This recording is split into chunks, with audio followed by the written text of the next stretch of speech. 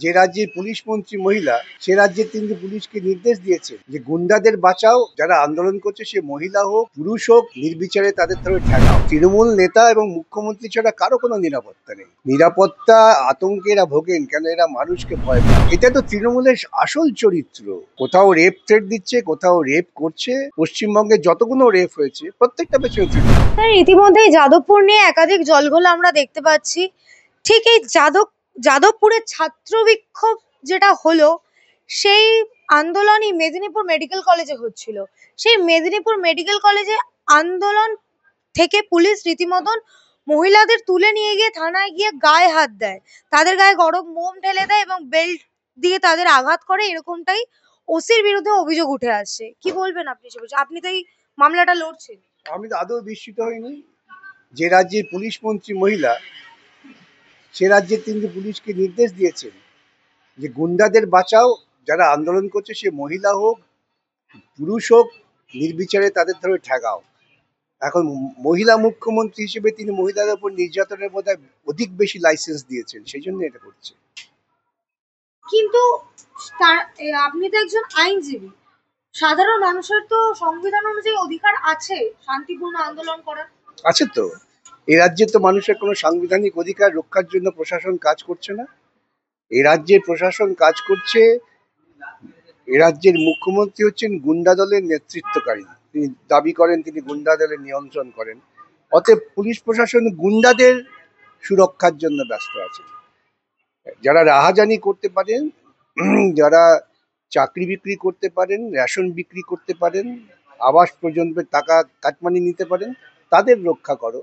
এর বিরুদ্ধে যারা বলছেন তাদের আক্রমণ করো। এটাই হচ্ছে এই রাজ্যের নীতি। সেই জন্য এই ঘটনাগুলো ঘটছে।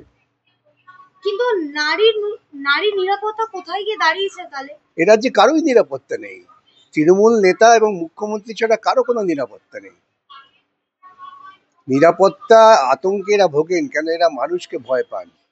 কখন কোন মানুষ খেপে ওদের ধরে চাপটে ধরবেন। কিছুদিন আগে দেখলাম কোথাকার এক তৃণমূল নেতাকে গাছে বেঁধে পেটাচ্ছে যে আমাকে টাকা নিয়েছে, চাকরি দাওনি। এখন ওরা তো এই আশঙ্কায় ভুগছে।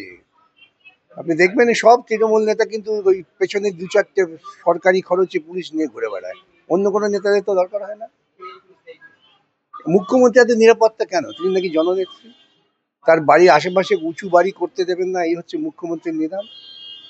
দুর্নীতিতে আকণ্ঠ ডুবে আছে, যার ফলে এখন আদিগঙ্গায় ডুব দিলেও ও ডুববে না, কেন? দুর্নীতি ওকে ভাসিয়ে রাখবে।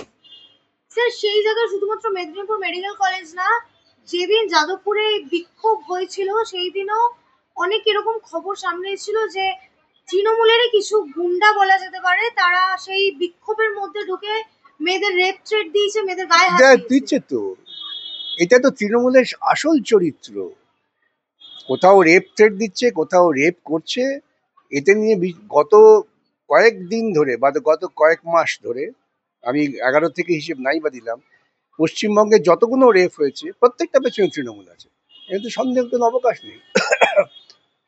স্যার, অবশেষে আমরা দেখতে পেলাম ইন্দ্রানুজের অভিযোগের ভিত্তিতে হাইকোর্ট নির্দেশ দিলেন এবং প্রাপ্তবয়স্ক বিরুদ্ধে এফআইআর হলো মারধর এবং শ্লীলতাহানি। পুলিশ কেন এফআইআরটা নেয়নি হাইকোর্ট হস্তক্ষেপ করার আগে? পুলিশের কাছে নির্দেশ ছিল যে তুমি তৃণমূলী গুন্ডাদের রক্ষা করো। সে অধ্যাপকের জামা পড়ুক কি ছাত্রের জামা পড়ুক, তাদের রক্ষা করো এবং তার বিরুদ্ধে যারা লড়াই করছে তাদের বিরুদ্ধে আক্রমণ করো। সেই জন্যেই যে সমস্ত ছাত্ররা আহত হয়েছেন তাদের অভিযোগের ভিত্তিতে এফআইআর নেওয়া হয়নি, সেজন্যই আদালতে আসতে হয়েছে। কিন্তু স্যার, সেই জায়গায় দাঁড়িয়ে প্রাপ্তবয়স্কের উপর হামলার সময় কখন? এক একটি এফআইআর এ এক একটি সময় রয়েছে, তা নিয়েও জলঘোলা। কেস নাম্বার 39 এ আছে বিকেল 4টা থেকে 4:30, আর কেস নাম্বার 44 আছে দুপুর 3টে। দেখুন, জল ঘোলা নয়। যারা এফআইআরটা লিখেছেন তারা যদি নিজেদের অধ্যাপক বলে দাবি করেন তাহলে আমাকে খুব সবিনয়ে বলতে হচ্ছে যে তারা তাদের নিজেদের প্রতি অমর্যাদা করেছেন। তারা যা লিখেছেন, আমি ভাষার কথা বাদই দিলাম, সে ইংরেজি ভুলভাল আমারও হতে পারে, আপনারও হতে পারে, সবারই হতে পারে, কিন্তু তারা নির্জলা অসত্য কথা বলেছেন। একজন অধ্যাপিকা তিনি বলছেন তিনি সবার ভেতরে ছিলেন আর বলছেন যে তার হার চুরি হয়েছে। এই ছাত্ররা তো সবার ভেতরে গিয়ে হামলা হয়নি, হামলা তো হয়েছে বাইরে, যখন ওই ব্রাত্য গাড়ি নিয়ে যাচ্ছিলেন। তো উনি নির্জলা মিথ্যে কথা বলে দিলেন লিখিতভাবে। এরপর কি ওর ছেলে মেয়ে বা ওর ছাত্রছাত্রী কেউ ওকে শ্রদ্ধা করবেন, ওকে সম্মান জানাবেন? ওকে সম্মান জানাবেন, ওকে হয়তো অধ্যাপকশ্রী দিতে পারেন মমতা, কিন্তু সাধারণ মানুষ যখন ওটা পড়বেন দেখবেন ওকে ঘৃণা করবেন। কিন্তু তৃণমূলের বিরুদ্ধে যারা আহত হলেন সেই সমস্ত ছাত্রদের যে এফআইআর, তা নিয়ে পুলিশের কোনো চিন্তা ভাবনা ছিল না, আদালতে আসতে হলো কেন? সবকিছু আদালতের মারফত করতে হবে কেন? পুলিশ মন্ত্রী জবাব দেননি, তিনি নীরবে এখন দিনে যাপন করছেন যে হোক হোক, গুন্ডামি হয়ে যাক, যেমন চলে চলুক। স্যার, সেখানে একটি প্রশ্ন উঠছে যে তৃণমূলপন্থী শিক্ষাকর্মী নেতা এফআইআর ভাঙচুরের অভিযোগ করেছিল, কিন্তু ভাঙচুর হয়নি বলে বাড়ির লোক দাবি করেছে। আমি তাই তো বলছি তো, তৃণমূল আর সত্য কথা, তৃণমূল আর সততা, এই দুটোর সঙ্গে কোনো সাযুজ্য নেই। তৃণমূল মানেই হচ্ছে গুন্ডামি, মিথ্যাচার এবং দুর্নীতি। টিএমসি তিনটে মানে হচ্ছে এইটাই, মিথ্যাচার, দুর্নীতি, গুন্ডামি। কিন্তু স্যার, সেই জায়গায় দাঁড়িয়ে তো তাহলে পুলিশ প্রশাসনের উপর প্রশ্নচিহ্ন উঠছে যে তারা যাচাই না করে কেন এফআইআর করলো। এখনো পুলিশ প্রশাসনের উপর প্রশ্নচিহ্ন ওঠা বাকি আছে?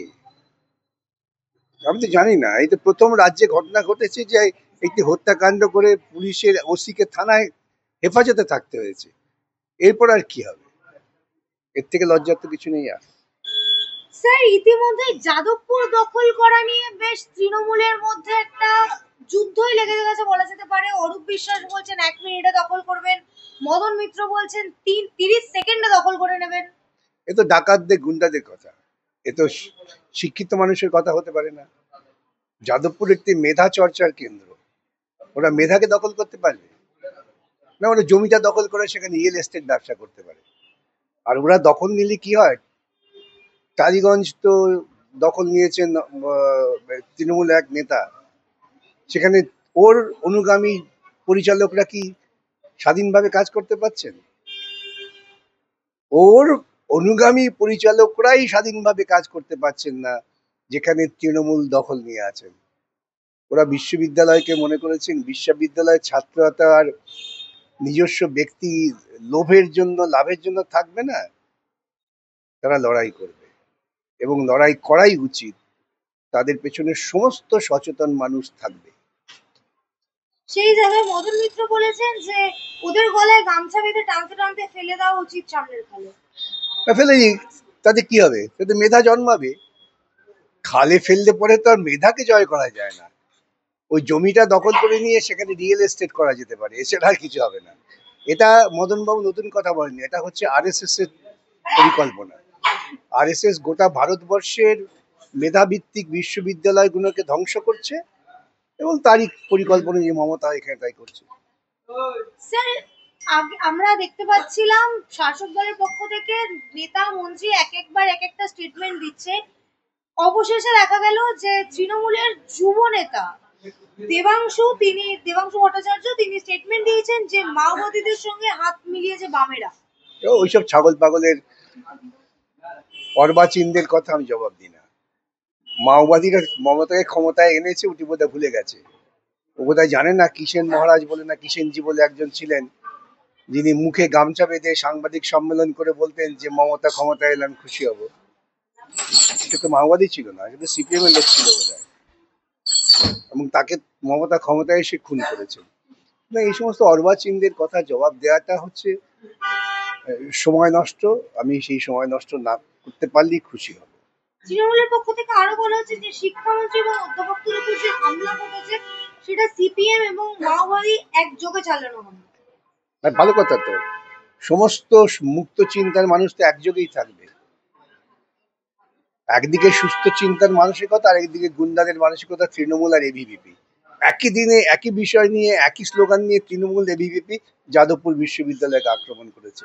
তো বোঝাই যাচ্ছে, সরাসরি তো পরিষ্কার হয়ে গেছে, একদিকে গুন্ডাবৃত্তি, চৌর্যবৃত্তি, আরেকদিকে বুদ্ধিবৃত্তি, এটাই লড়াই। স্যার, সেই জায়গায় দাঁড়িয়ে তৃণমূলের পক্ষ থেকে বলা হচ্ছে যেখানে ব্রাত্য বসু আহতের বাবাকে ফোন করে অলরেডি ক্ষমা চেয়েছেন বা তিনি ফেসবুকে পোস্ট দিয়েছেন। সেই জায়গায় দাঁড়িয়েও তৃণমূলের পক্ষ থেকে বলা হচ্ছে প্রাপ্ত বসু তো গাড়ির ভেতরে ছিল, তিনি কি করে জানবে সত্যি কথা। ভিডিওতে প্রকাশ যেটা দেখায় ওটাই সত্যি। ওরা এক জায়গায় বসে গ্লাস গ্লাস নিয়ে মতামত তৈরি করতে পারেনি, তো সেই জন্য এই সমস্ত আবল তাবল কথা হচ্ছে। কিন্তু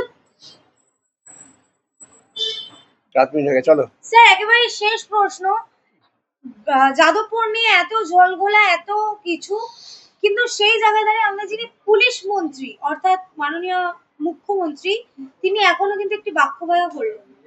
তা তিনি তো চান মেধা চর্চা বন্ধ হোক। তিনি চান তার দল চারিদিকে চৌর্যবৃত্তি এবং গুন্ডাবৃত্তিতে আরো দক্ষতা অর্জন করুক, এবং তার প্রয়োগটা তিনি দেখতে চান। তিনি মেধাবৃত্তি চান না, সেই জন্যই। কিন্তু এদিকে তিনি লন্ডন যাচ্ছেন। সে যেতে পারে, লন্ডন যাচ্ছে, লন্ডন যাচ্ছে, অক্সফোর্ড যাচ্ছে, কেমব্রিজ যাচ্ছে, সরকারি পয়সা বেড়ানোটা খুব ইজি। ঘুরে আসুন না, বাধা দিয়েছে কে? দেখে আসুন। তো দয়া করে ওখানে গিয়ে কথা বলে পশ্চিমবঙ্গবাসীকে লজ্জায় ফেলবেন না।